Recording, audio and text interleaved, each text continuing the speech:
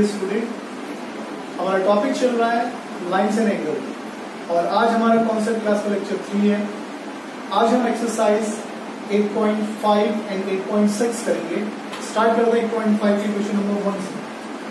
Okay, the question 1 is the rectangle shown is divided into two triangles by a diagonal, find the value of the x. हमको एक rectangle दिया हुआ है, ठीक है, वो डायगोनल से दो इक्वल ट्रायंगल में डिवाइड हो गया और यहाँ पर ये जो x है ये x निकालना है। सबको पता है रेक्टेंगल का ईच एंगल 90 डिग्री होता है, तो मतलब 70 प्लस x वो इक्वल टू क्या होगा 90 डिग्री। यहाँ लिखेंगे since each angle of rectangle is 90 degree, ठीक है। तो हमेशा याद रखना है जो भी हम यहाँ पे लिखते हैं ना, जो भी रिजल्ट हम लिखते हैं उसको हमें मेंशन करना होता है, तो हमने क्यों लिखा है, ठीक है। जैसे आप ये लिख रहे हो, सपोज दो लाइनें क्रॉस करती है, अगर ये 60 डिग्री है और ये x आप लिखते हो कि x इक्वल्स टू 60 डिग्री, तो आपको लिखना पड़ेगा ये x 60 डिग्री है, लिखना ब्रैकेट में वर्टिकली अपोजिट एंगल, ठीक है। तो ऐसे यहाँ पे 70 प्लस x इक्वल्स टू 90 से यहाँ से 70 को उधर ले जाएंगे, 90 में से 70 क्या बचा है 20, तो x की वैल्यू आ गई 20। क्वेश्चन नंबर 2, क्वेश्चन नंबर 2 में हमको एक फिगर दी हुई है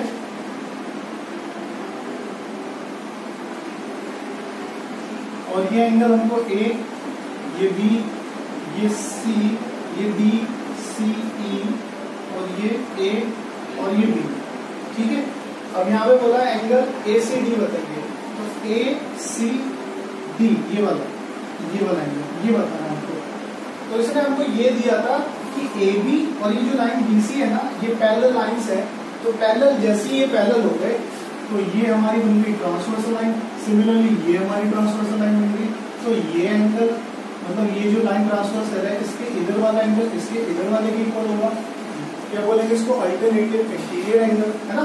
तो एंगल ACD इक्वल्स टू हो जाएगा एंगल A डिग्री और इसको लिखेंगे हम अल्टरनेटिव इंटीरियर एंगल, ठीक है। नेक्स्ट इसने बोला है BCE बताइए, BCE, तो ये BCE जो है और ये वाला एंगल जो है ये भी इक्वल होंगे, है ना। इसको भी हम क्या बोलेंगे अल्टरनेटिव इंटीरियर एंगल। लास्ट इसने स्टेटमेंट दी है कि अगर DCE जो है वो 180 डिग्री है तो ABC क्या होगा, तो A ये वाला एंगल A था, ये एंगल B था, ये पूरा इसने 180 दे दिया, तो A plus B plus C equal to इसके हो जाएगा 180 क्यों हो जाएगा, है ना। इसने ये पूरा एंगल 180 दे दिया और ये पूरा एंगल किस से मिलके बना है, A से मिलके बना है, C से मिलके बना है, B से मिलके बना है। तो सीक्वेंस तो कुछ भी लिख सकते हैं ना, बीच में प्लस का साइन ही तो है, प्लस 2 प्लस 3 भी 5 ही होता है, 3 प्लस 2 भी 5 ही होता है, तो A plus B plus C equal to 180 degree, ठीक। Question number 3, find the angle through which the minute hands of a wall clock rotates in 2 hour and 20 minute. हमको वो एंगल बताना है, कितना एंगल उसने कवर किया जब घड़ी की आर वाली मिनट वाली एंड जो है 2 घंटे 20 मिनट उसने टाइम कवर कर लिया, ठीक है। जैसे ये घड़ी की मिनट वाली सुई थी, इसने 2 घंटे 20 मिनट का टाइम कवर किया, तो इसने कितना एंगल बनाया। तो जब ये यहाँ से घूम के इधर आ जाएगी तो 360 का एंगल हो जाएगा, फिर अगेन घूमेगी तो फिर 360 का एंगल होगा, ठीक है। 2 बार घूमने में 360 प्लस हो गया, फिर इसने 20 मिनट घूमा, तो 20 मिनट हमको पता है कि 1 आवर में 60 मिनट होते हैं, तो 60 मिनट किसके इक्वल होता है 360 के, है ना। तो 1 मिनट इक्वल टू कितने का हो जाएगा 360 अपॉन 60, इससे ये बेटा तो 6 डिग्री के, मतलब 1 मिनट में वो कितना घूमता 6 डिग्री, ठीक। अब 20 मिनट का उसने पूछा है, तो 20 मिनट में कितना घूमेगा 6 into 20, तो ये हो गया हमारा कितना 120 डिग्री, ठीक है। तो 1 आवर में 60 मिनट होते हैं और 1 आवर में जैसे यहाँ से घूम के दोबारा इधर पे आता तो 360 डिग्री घूम जाता। अब 1 मिनट में हमने निकालने के लिए 60 चला गया डिवाइड में, तो 1 मिनट में 6 डिग्री घूमता है, तो 20 मिनट में कितना घूम जाएगा 6 into 20, 120 डिग्री। अब इसमें हमसे पूछा था find the angle through which the minute end of A ball rotates in 2 hours 20 minutes। तो 2 घंटे 20 मिनट में टोटल वो कितना घूम गया, तो 2 hours 20 मिनट में वो घुमा। सबको ऐड कर देंगे, 0, 12, 14, 1 के 3 और 6 और 1 7 और 840 डिग्री उसने पूरा टोटल कवर किया। ठीक है, 840 डिग्री उसने टोटल कवर किया। ठीक है ना, 2 hours 60, 360, 360 और 20 मिनट मतलब 120 degree. Next question number 4। Question number 4 में एंगल हमको 1 दिया हुआ है 145 और 2 और 3 पूछा हुआ है। ये आप कर लेना खुद से। देखो ऐसी फिगर है, ये ट्रांसवर्सल, यहाँ पे 3 है, यहाँ पे 2 है और ये हमको दिया है 145। तो ये दोनों एंगल हो गए अल्टरनेटिव इंटीरियर एंगल, तो 2 भी हो जाएगा 145 और ये दोनों एंगल हो गए क्या हमारे लीनियर पेयर, है ना, दोनों का सम 180 डिग्री हो जाएगा, तो वहां से 3 निकल जाएगा। तो इसको तो आपको खुद ही करना है। Next question number 5।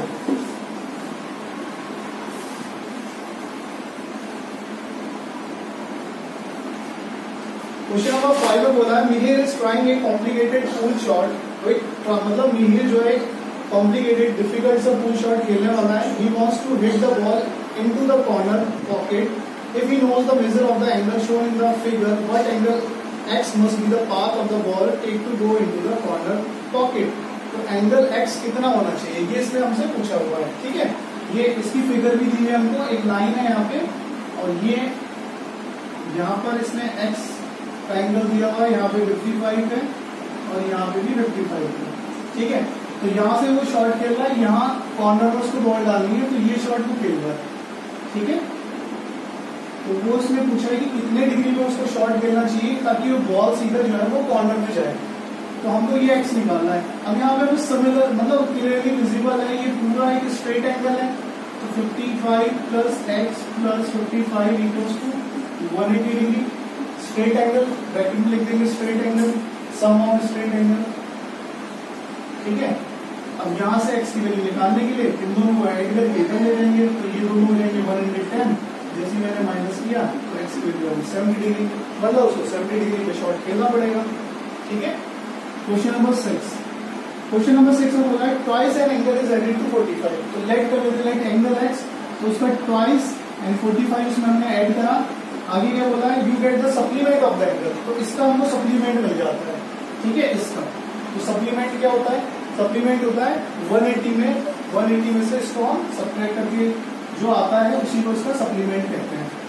ठीक है ना, जैसे मैंने आपको सप्लीमेंट और कॉम्प्लीमेंट निकालने सिखाए थे ना, जैसे 50 का सप्लीमेंट निकालना है तो 50 को किसमें से माइनस कर देंगे 180 में से। तो ऐसे इसने बोला था कि अगर इसका ट्वाइस करके उसमें 45 ऐड कर दे तो ये इसके सप्लीमेंट के इक्वल हो जाता है। तो इसका सप्लीमेंट क्या होगा 180 में से ये माइनस, अब इसको सॉल्व कर देंगे 2x और उधर से माइनस का x इधर आगे प्लस था, तो 45 माइनस 180 माइनस 45 ये हो गया 3x, ये हो गया 125। x निकालना है, 3 चला जाएगा अपॉन में 4.5। तो एंगल हो गया 45, फर्स्ट एंगल तो 45 हो गया और इसका कॉम्प्लीमेंट कितना हो जाएगा 180 माइनस 45 विच इज 135। ठीक है, फाइंड द एंगल। तो इसका एंगल, इसने बस एंगल ही पूछा है, तो एंगल इज 45। अब ये फिगर जो दी है बड़ी सिंपल सी फिगर है, ऐसे इसने कुछ दिया हुआ है हमको और ये बोला है कि ये एफ है, ये 50 है, ये जी है, ये सी है। तो ये जो है ये फिर हमारी ये बन जाएगी हमारी ट्रांसवर्सल। ठीक है, और ये जेड दिख रहा होगा आपको, ये जेड, तो जैसे जेड बना तो ये इसके इक्वल, ऐसे ये इसके इक्वल और ये इसके इक्वल, ये इसके इक्वल, सारे आपस में इक्वल 50-50-50 हो गए सब। ठीक है ना, तो इसका आंसर हो जाएगा 50-50-50। एक्सरसाइज 8.6।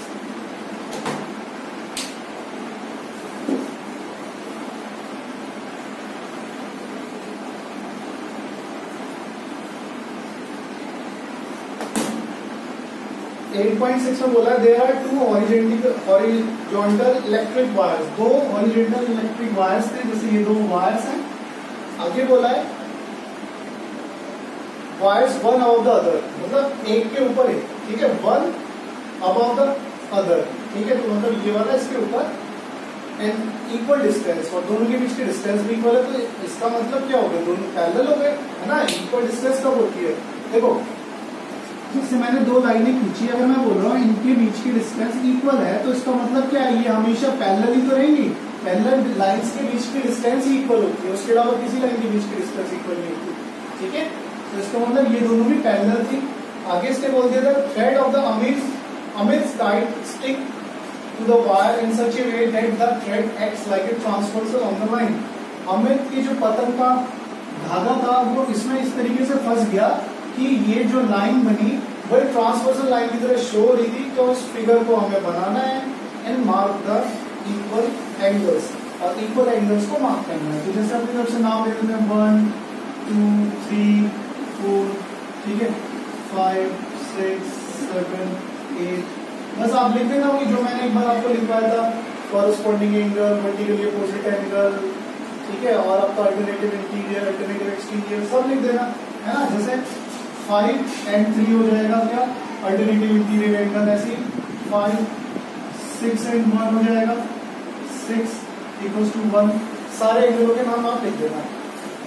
उसके बाद the wheels of the chair rotate eight 85 degree. Chair के जो व्हील्स थे वो 85 डिग्री पे रोटेट हुए। तो इसने बोला how many more degree to the wheels need to rotate in order to make full rotation. तो फुल रोटेशन मतलब पूरा रोटेशन कितना होता है, 360। तो 360 कवर करने के लिए उसको और कितना घूमना है, तो it need to be rotate equals to 360 में से इसको माइनस कर देंगे, है ना। तो 5 और यहाँ पे 5 7 और 2। उसने बोला 85 घूम गया, उसको फुल रोटेशन करना है, तो फुल रोटेशन 360। 85 घूम गया है तो 360 घूमना है उसको, तो कितना बचा, तो 360 में से माइनस कर देंगे। तो यहाँ लिखेंगे rotation it need to be rotate equals to 360।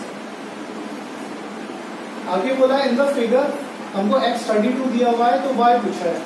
देखो फिगर में ये 3x है और ये y है, तो यहाँ पर x की वैल्यू इसने हमको दी है, तो x की वैल्यू 32 दी है, तो 3x हो जाएगा हमारा कितना 6 and 9। तो ये एंगल हो गया हमारा 96। अभी ये क्लियरली विजिबल है, ये पूरा एक क्या है, लीनियर पेयर। तो 96 + y = 180, और वहां से y निकाल लेना आप, ठीक है। तो यहाँ पे लिख लेना 96 + y = 180, और ब्रैकेट में प्रॉपर्टी लिखना लीनियर पेयर। y निकालने के लिए 96 को ले लेंगे माइनस में, सॉल्व कर देना आंसर, ठीक है ना। अब क्वेश्चन नंबर 4। क्वेश्चन नंबर 4 में हमको फिगर दी हुई है और इसमें एंगल ए के अपोजिट, वर्टिकली अपोजिट एंगल 130 दिया हुआ है।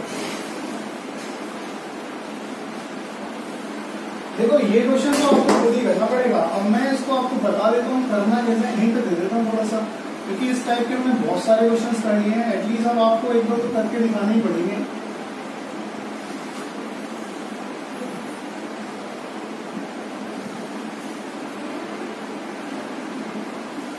ठीक है ना, ये है। तो इसमें हमको बस केवल ये एंगल दे दिया, बाकी ABCD की वैल्यू पूछी है। तो यहाँ पे क्लियरली विजिबल है, एक लाइन क्रॉस सेक्शन में कट हो रही है, तो एंगल A = 130 हो जाएगा, और इसको बोलेंगे वर्टिकली अपोजिट एंगल। दोनों की चोंच मिल रही है यहाँ पर, और ये इधर है और वो उधर है, तो ये वर्टिकली अपोजिट एंगल। फिर A और B हो जाएंगे हमारे अल्टरनेटिव इंटीरियर एंगल। लाइन की ये इस तरफ है और ये इस तरफ है, ठीक है। फिर C और D मिलके बनाएंगे, C और B मिलके बनाएंगे लीनियर पेयर, है ना। C और B मिलके, तो वहां से C आ जाएगा, और जैसे C आया फिर D हो जाएगा हमारा इसका अल्टरनेटिव इंटीरियर एंगल, और D आ गया फिर E हो जाएगा हमारा वर्टिकली अपोजिट एंगल। तो सारे एंगल ऐसे निकल जाएंगे, ठीक है। तो उसको आपको खुद करना है। क्वेश्चन नंबर 5 में बोला check whether L is the parallel line to M in the following figure. हमको चेक करना है कि L और M पैरेलल लाइन है, ठीक है, करके देखते हैं। तो पैरेलल लाइन क्या होती है, जिनके अल्टरनेटिव एंगल इक्वल होते हैं, जिनके कॉरेस्पॉन्डिंग एंगल इक्वल होते हैं, और जिनके वर्टिकली अपोजिट एंगल इक्वल होते हैं। तो कुछ भी इनमें से एक इक्वल हो जाता है ना, तो वो ऑटोमेटिकली पैरेलल लाइन बन जाती है। कुछ भी एक इक्वल हो जाए, चाहे वो वर्टिकली हो, कॉरेस्पॉन्डिंग हो, कुछ भी हो।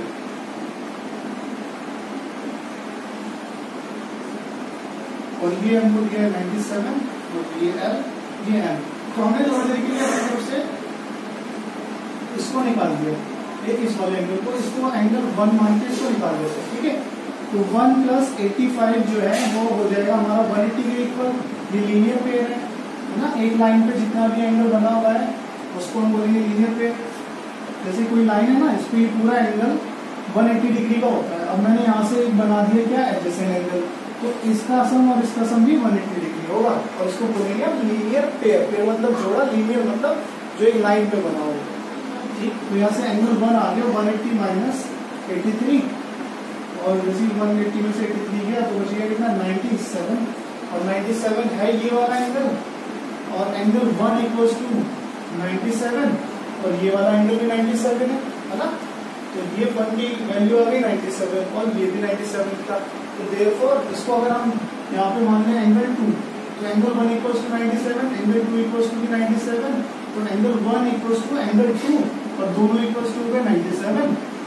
ठीक, and it is possible, it is only possible, it is only possible, ये तभी पॉसिबल है when both lines are parallel, when both lines are parallel, जब दोनों लाइन क्या हो पैरेलल, तो लिखेंगे yes L and M are parallel। ठीक है, क्वेश्चन नंबर 6।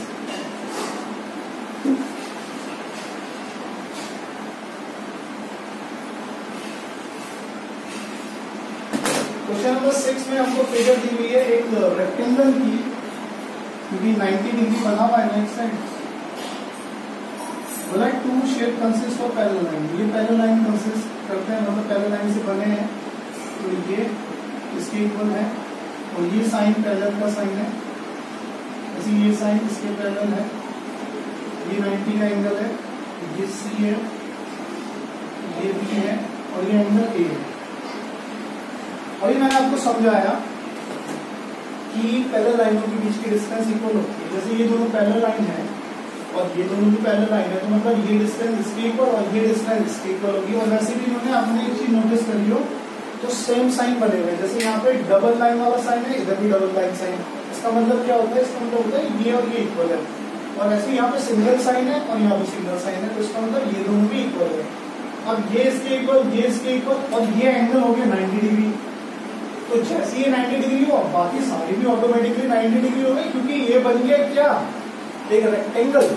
रेक्टेंगल की क्या प्रॉपर्टी होती है, रेक्टेंगल की प्रॉपर्टी ये होती है आमने सामने की साइडें इक्वल एंड पैरेलल, क्योंकि सारे के सारे एंगल जो है वो 90 डिग्री होते हैं, मतलब सीधे सीधे जाएंगे, ये भी सीधा ये भी सीधा, तो वो ऑटोमेटिकली पैरेलल हो जाएगा।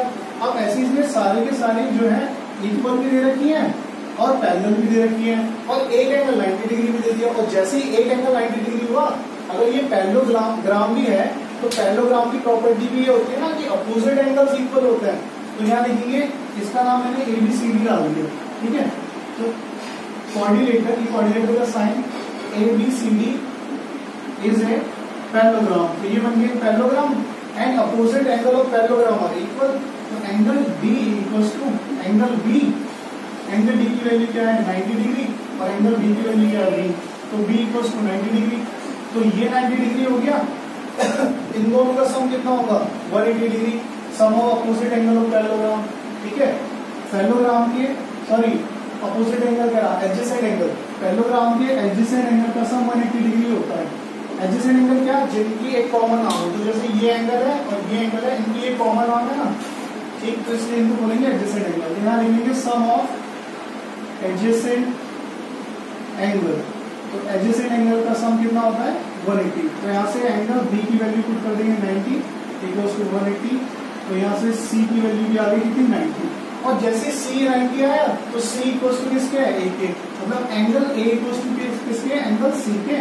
और प्रॉपर्टी यहाँ पे लिख देंगे, यहाँ पे लिख देते हैं opposite angle of parallelogram are equal.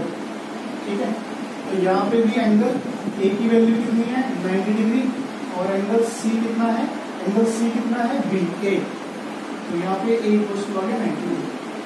ठीक है, तो समझ में आ गया आपको। ऐसे सेकंड वाला क्वेश्चन है, सेकंड वाले क्वेश्चन में एक एंगल 45 दिया है और ये पैरेललोग्राम है, तो ये 45 है तो उसके सामने वाला विच इज B, वो भी 45, और B 45 है तो B प्लस A कितना हो जाएगा 180 डिग्री, है ना, क्योंकि ये क्या है एडजेसेंट एंगल है, तो वहां से A आ गया, A जैसे आया तो C इक्वल्स टू C हो जाएगा, तो C भी उतना ही हो जाएगा। ठीक, तो इसको करके देखना, बिल्कुल सेम है।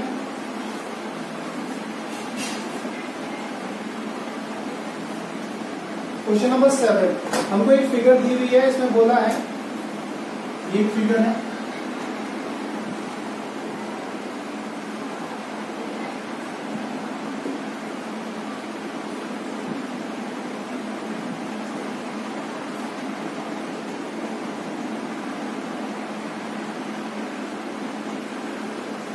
मतलब BEA 50 डिग्री है और BAE 70 डिग्री है।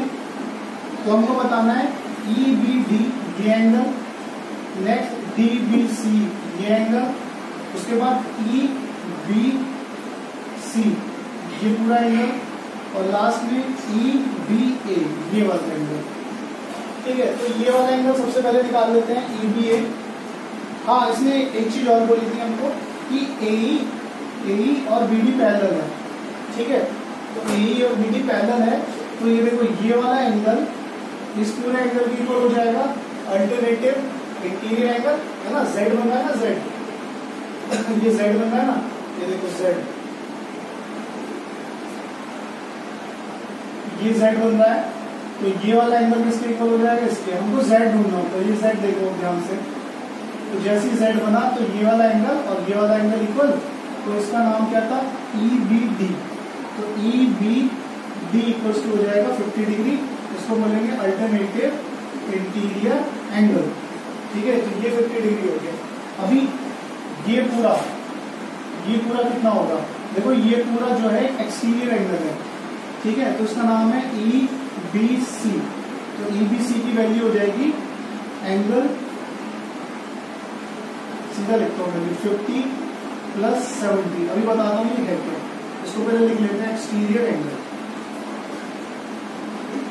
ठीक है, तो यहाँ से EBC की वैल्यू आ गई हमारी 120।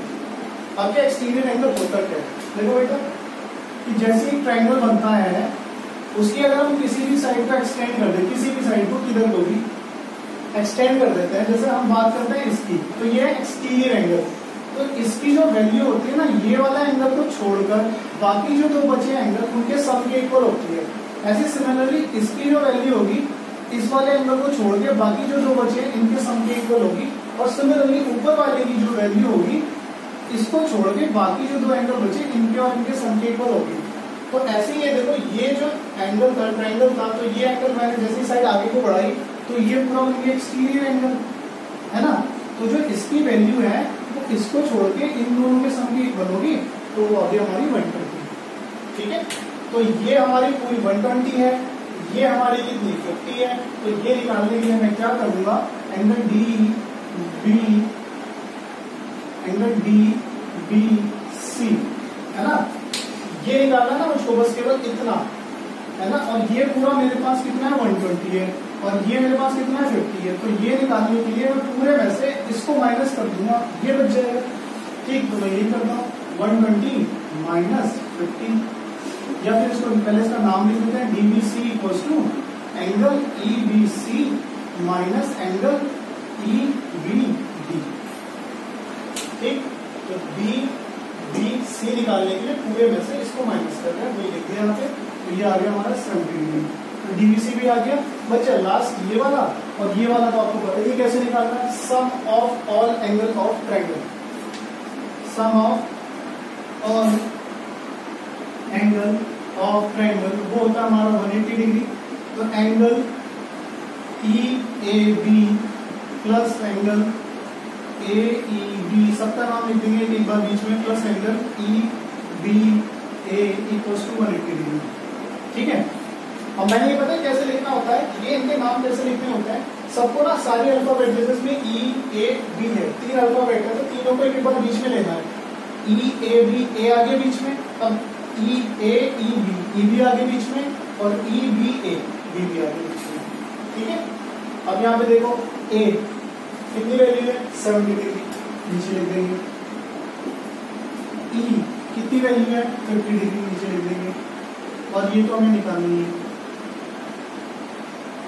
बस इसको निकाल लेंगे। क्या करेंगे, 70 + 50 120, उधर ले जाएंगे, माइनस हो जाएगा, तो EBA आ जाएगा हमारा 60 डिग्री।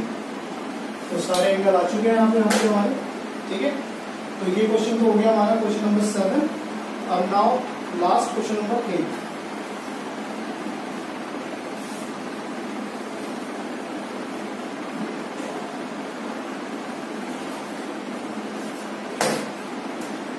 क्वेश्चन नंबर 8 में हमको दो पैरेलल लाइन दी है PNQ और ये ट्रांसवर्सल लाइन है। सिमिलरली इधर से ट्रांसवर्सल लाइन आ रही है। ये एंगल 120 है, ये एंगल X है, ये एंगल Z है, ये एंगल W है, ये Y है, ये 55 है। तो X Y Z W बताना है हमें, ठीक है। तो बहुत सिंपल है, X एंड ये तो होगा हमारे vertically opposite angle, vertically opposite angle. और ये लाइन दिख रही होगी पैरेलल, ये ट्रांसवर्सल, दोनों की साइड सेम है और दोनों ही पैरेलल लाइंस के ऊपर है। तो ये Z इक्वल्स टू हो जाएगा X के, और ये होगा हमारा कॉरस्पॉन्डिंग एंगल, ठीक है। कॉरस्पॉन्डिंग एंगल क्या होता है, सेम साइड और दोनों के दोनों लाइन के ऊपर हो या नीचे। तो जैसे लाइन के ये भी ऊपर, ये भी ऊपर, या इसको कह सकते हैं ये भी नीचे, ये भी नीचे, और सेम साइड में है। तो Z इक्वल्स टू X, और X की वैल्यू कितनी है 120, तो Z की वैल्यू 120, ठीक है। सिमिलरली इधर हो जाएगा Y एंड 55 जो है वो वर्टिकली अपोजिट एंगल है, तो Y equals to 55, and Y and W क्या है, अल्टरनेटिव इंटीरियर एंगल, तो W इक्वल्स टू Y, और Y की वैल्यू 55, तो ये भी आगे 55, ठीक है। ये कैसा है समझ में आ गया होगा। एक लाइन भी इस तरफ है, एक इस तरफ है, और दोनों लाइन के अंदर है। तो ये हो गया हमारा अल्टरनेटिव इंटीरियर एंगल। सारे क्वेश्चन कंप्लीट हो गए हैं। Thank you.